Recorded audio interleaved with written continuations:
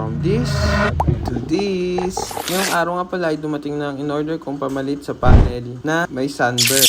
Hindi nga pala ako electrician o hindi ako professional. Talagang nanood lang ako sa YouTube at talagang kaya naman pala talaga. Basta sundin mo lang yung process. Tapos pag di mo na alam, i-chat GPT mo lang. Ito nga pala yung panel na ipapalit ko. So, ingatan nyo lang yan. Yung mga parang needle na yan. Kasi sobrang hirap niya ikabit pag tumabingin. Ito binaklas ko na siya. Sinundan ko lang yung pinanood kong YouTube. Same lang din to sa ibang mga motor. Ang motor kasi is air blade. So, para-pareho lang naman yan. Iba lang kayo ng babaklasin.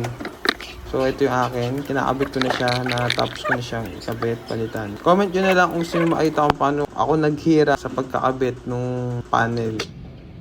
Parang blue. Parang brand new lang. Flex ko lang yung MDL natin.